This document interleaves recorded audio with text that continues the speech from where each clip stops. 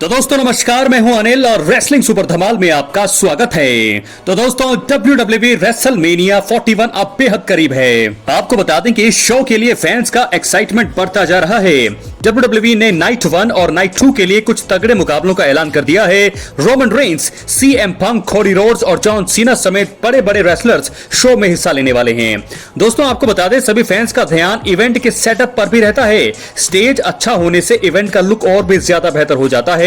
पिछले कुछ सालों में WWE ने रेसलमेनिया का स्टेज बड़ा और बेहतर बनाने का प्रयास भी किया है। इस साल भी फैंस वैसा ही कुछ उम्मीद कर रहे थे और शायद सभी की इच्छा पूरी होने वाली है। दोस्तों एक वीडियो लीक हुई है जहां साफ तौर पर देखा जा सकता है कि इस बार स्टेज की लंबाई बहुत ज्यादा है। अभी तक ग्राफिक्स सामने नहीं आए हैं और WWE शायद इन्हें इवेंट तक हाइड करने की कोशिश करेगा। WWE ने रेसलमेनिया इवेंट को शानदार बनाने की तैयारियां शुरू कर ली हैं।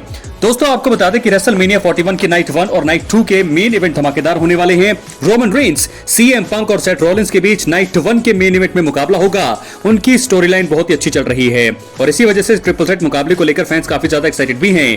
पॉल हेमन मैच के नतीजे में एक अहम किरदार निभाते हुए दिखाई दे सकते हैं। आप सबसे पहले देख सकते हैं कि जो डिजाइन है रेसलमेनिया के स्टेज का कैसा है, किस प्रकार है। कुछ ज्यादा ही मुझे लगता है कि लंबाई जो होने वाली है और बहुत ही अच्छा लुक इस समय लग रहा है रेसलमेनिया 41 के स्टेज का। तो ये आपके सामने कुछ जो है डिजाइन है। दोस्तों कैसी लगी आपको ये स्टेज, कैसा लगा अपनी राय कमेंट बॉक्स में जरूर दें। फिलहाल आपको बता दें कि रेसलमेनिया 41 के नाइट 2 को जॉन सीना और कोडी रोड्स मेन इवेंट करते हुए दिखाई देंगे। जॉन सीना ने 2025 में मेंस एलिमिनेशन चेंबर मुकाबला जीता था और इसी वजह से अब उन्हें रेसलमेनिया पर लड़ने का मौका मिल रहा है।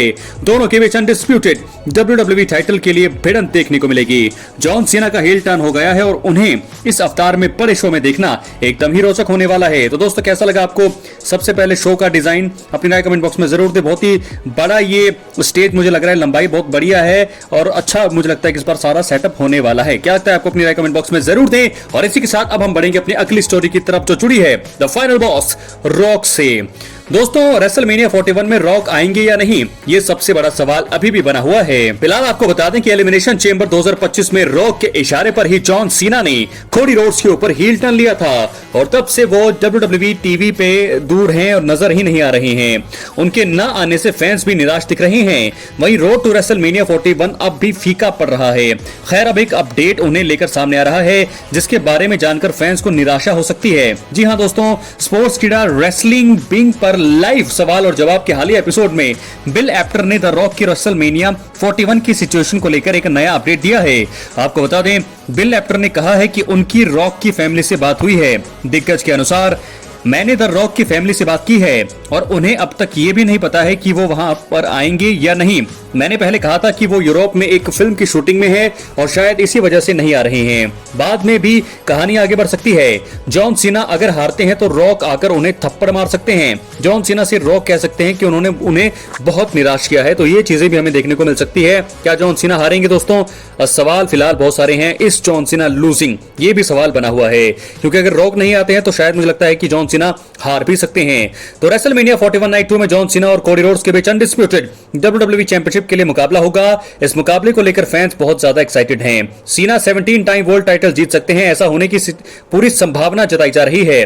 कोडी ने पिछले साल रेसलमेनिया में रोमन रेंस को हराकर टाइटल अपने नाम किया था। अभी तक उनकी चैंपियनशिप रेन भी अच्छी चल रही है। मेगा इवेंट में होने वाले इस मुकाबले में अगर द रॉक आएंगे तो फिर सभी को बहुत अच्छा लगेगा। ये बहुत बड़ा सरप्राइज कंपनी का सभी के फैंस के लिए होगा। रॉक का इस बड़े मुकाबले में आना बनता भी है।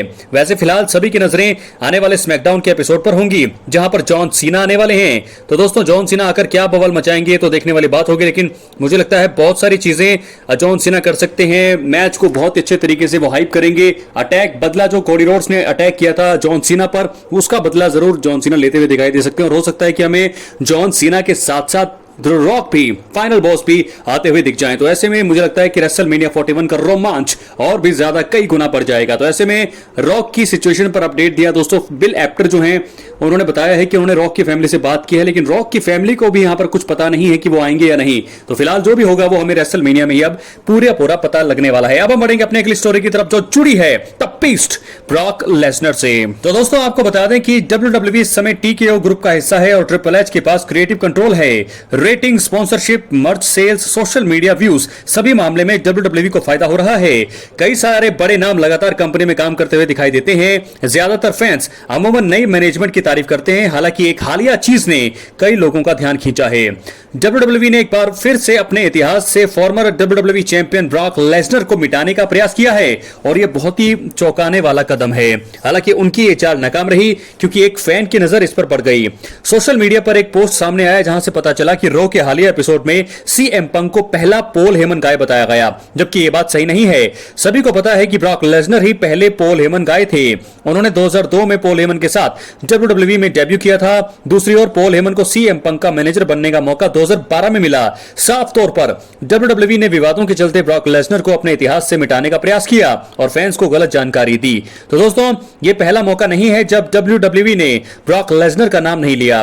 कुछ समय पहले WWE ने रोमन रेंस के 10 रेसलमेनिया मेन इवेंट की वीडियो पोस्ट की थी। इसमें हर एक मैच की क्लिप दिखाई गई। ब्रॉक लेसनर और रोमन रेंस 3 बार रेसलमेनिया मेन इवेंट में सामने आए थे। इसके बाद भी रोमन की इस वीडियो में ब्रॉक लेसनर को कहीं भी नहीं दिखाया गया था, जो कि बहुत ही बड़ी गलती है। लेकिन अब सवाल है कि क्या ब्रॉक लेसनर की WWE में वापसी संभव है? दोस्तों, ब्रॉक लेसनर को WWE से बाहर हुए लगभग 2 साल हो चुका है। उनका नाम जेनरल ग्रांट नाम केस में आया था। इसी वजह से ब्रॉक लेसनर टीवी से पूरी तरह से दूर हैं। हालांकि प्रोमो सेगमेंट्स के दौरान कई बार सुपरस्टार्स ने ब्रॉक लेसनर के नाम का जिक्र किया है। पिछले हफ्ते जॉन सीना पर निशाना साधते हुए कोडी रोड्स ने अपने प्रोमो में ब्रॉक लेसनर का नाम लिया था। फाइटफुल ने अपनी एक रिपोर्ट में बताया था कि नाम का जिक्र लगातार होने के बाद भी ब्रॉक लेसनर की वापसी को लेकर कोई भी बातचीत नहीं हुई है। तो दोस्तों, ये तो थी ब्रॉक लेसनर को लेकर बातचीत की। ब्रॉक लेसनर के बारे में बातचीत हो रही है। उनका नाम जो है इतिहास से मिटाने का चौंकाने वाला कदम WWE उठा रही है, जो कि मुझे लगता है कि गलत तो बिल्कुल है, क्योंकि द बीस्ट ब्रॉक लेसनर एक लेजेंड है। WWE में बहुत बड़े सुपरस्टार हैं और ऐसे में शायद उनका जो नाम है जनरल ग्रांट केस में आया तो वहां से चीजें जरूर थोड़ी खराब हुई, लेकिन फिर भी ऐसा कदम उठाना ब्रॉक लेसनर के करियर के लिए और उनके अब जब मुझे लगता है कि वो आएंगे या नहीं आएंगे, इस पर भी वो रिटायरमेंट भी ले सकते हैं। तो ऐसे में ये चीजें जो है उनका नाम मिटाना ये थोड़ा गलत हो सकता है। क्या है आपकी राय? अपनी राय कमेंट बॉक्स में जरूर दें। अगर आप चैनल पर नए हैं दोस्तों, सब्सक्राइब करने के बाद ऑल पर क्लिक जरूर करें। वैसे रेसलमेनिया 41 में भी ब्रॉक लेसनर की वापसी हो सकती है। क्या पता WWE उन्हें जो है मौका दे दे रिटर्न करने का मुझे लगता है ऐसा हो सकता है। दोस्तों, अब हम बढ़ेंगे अपनी आखिरी स्टोरी की तरफ। मेन इवेंट स्टोरी है इस वीडियो की, जो जुड़ी है ट्रिपल थ्रेट मुकाबले से। दोस्तों, WWE superstar Seth Rollins raw के एपिसोड में दिखाई दिए थे। रेसलमेनिया से पहले उन्होंने एक जरूरी प्रोमो कट किया। जैसा कि मैंने पहले कहा कि उनका जो प्रोमो है सबसे जबरदस्त रहा था। इसी बीच उन्होंने रोमन रेंस और CM पंक के साथ होने वाले ट्रिपल थ्रेट मुकाबले को हाइप किया। सेथ रॉलिंस ने इस दौरान एक बहुत ही बड़ा दावा किया। रोमन रेंस, सेथ रॉलिंस और CM पंक के बीच रेसलमेनिया 41 के नाइट 1 में मुकाबला होगा। इसके पहले रॉ में तीनों दिखाई दिए थे और इन्होंने जो है उन तीनों ने मैच को हाइप करने का पूरा प्रयास किया। सेथ रॉलिंस ने रोमन रेंस और पॉल हेमन की बातचीत में दखल दिया। इसी बीच उन्होंने कुछ खास बातें बोली। सेथ रॉलिंस ने बताया कि यह ट्रिपल थ्रेट मुकाबला WWE और पूरे रेसलिंग जगत का भविष्य तय करने वाला है। उन्होंने कहा, यह रेसलमेनिया 41 कंपनी और पूरी इंडस्ट्री के इतिहास का सबसे बड़ा और जरूरी मैच होने वाला है।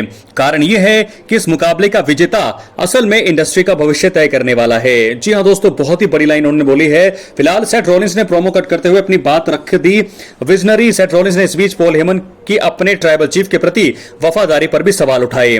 इसके बाद रोमन रेंस ने उन पर हमला कर दिया और फिर रिंग के बाहर फेंका। एकमात्र ट्राइबल चीफ ने पॉल हेमन को भी धक्का मारकर नीचे गिरा दिया। CM पंक को यह बात पसंद नहीं आई और उन्होंने रिंग में आकर रोमन रेंस पर अटैक किया।